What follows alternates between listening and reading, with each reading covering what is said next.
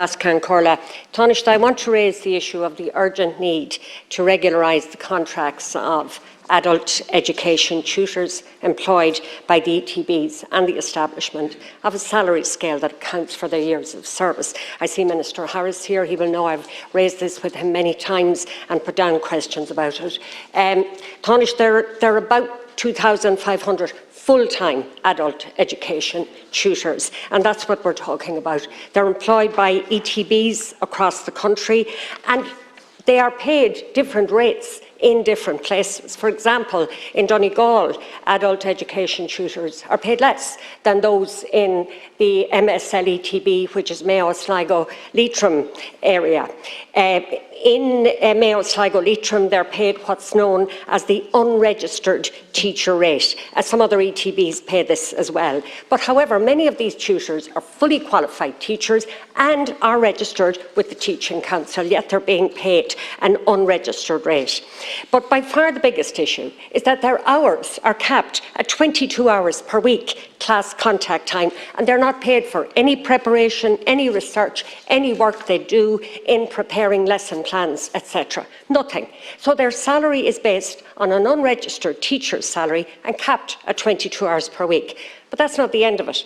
Adult education tutors do not get paid for the summer months, at Christmas and the Easter breaks. In fact, adult education tutors who protested outside the Dáil yesterday were on mid-term, but they all had to sign on for job seekers for the week, as they have to do for most of the summer at Christmas and Easter. And this is really unfair, Taoiseach. They deserve a proper contract of employment. One tutor I spoke to last autumn told me it took several weeks to organise the job seekers. He got it, but then when he went back to work at the beginning of September, it was almost the end of October before he got paid. In the meantime, he had all his bills, his mortgage, his electricity to pay, including just to put petrol in his car to go to work. Now, I know that's just one example, but it's typical of the many. Now, in March 2020, almost 3 years ago, the Labour Court recommended that the Department of Education make the tutors an offer. And last July, tutors were promised that the proposal would be on the table by the end of September. And almost 5 months later, no word. They've waited and they've waited. They have uncertainty about hours and annual income, and that is a huge impact on all of their lives. And I just want to ask you today to use your influence in any way you can to bring this to a satisfactory conclusion. I thank the Deputy for raising what is an important issue in respect of our commitment to adult literacy, adult education, and the importance of ensuring continuing high-quality resource to enable us to achieve the objectives that we have set in respect of adult education, literacy more general. There are 3,300 adult education tutors employed across the 16 education and training boards, the ETBs. Now, there is no specific public sector grade, as you've said, of adult education tutor and tutors. They're paid on an hourly rate basis, and they're, as you said, generally paid at the unqualified teacher rate.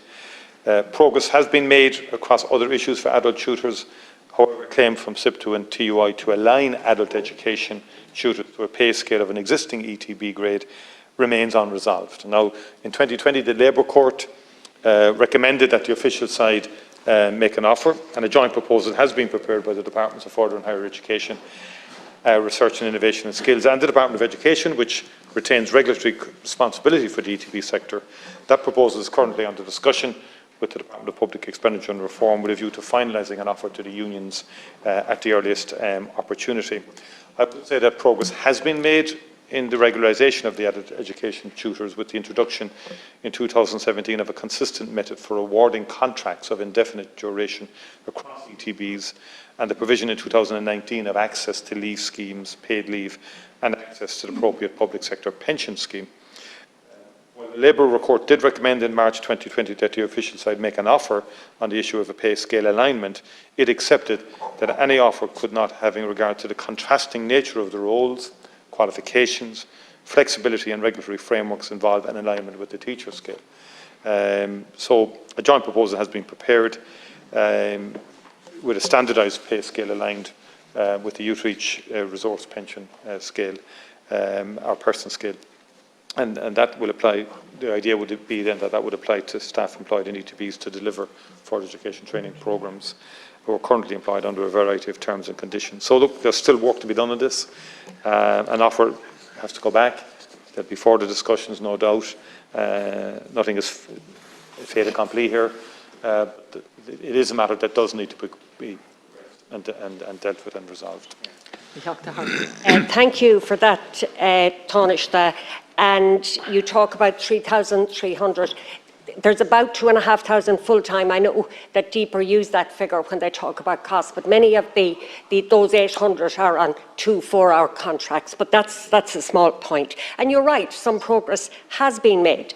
But you actually raised the issue there of public service pensions. But remember, a public service pension will be based on a 37-hour week. Their hours are capped at 22 hours per week. So that means they end up with a much smaller public service pension, about 59% according to my calculation of what it might be. But that isn't even the end of it, Taoiseach, because there are between 15 and 17 weeks every single year when they're on job seekers, they are not contributing to a pension. So that brings them down to about 40%, between 39 and 42% of the public service pension. So you can see the absolute urgency to deal with this matter. There has been an unacceptable delay in regularising their contract, and I would ask that it is speeded up as much as possible, please.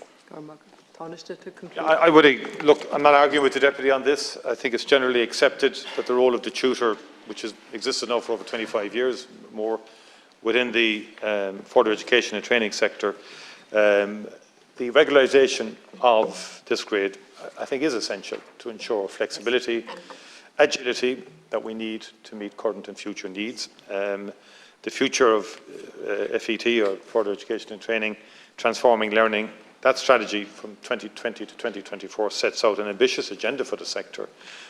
And within this, the tutors have a critical role in ensuring that the sector continues to adapt and facilitate the development and delivery of responsible and agile learning pathways to realise the target set. And it would always be my view, we need that agility, we need that flexibility.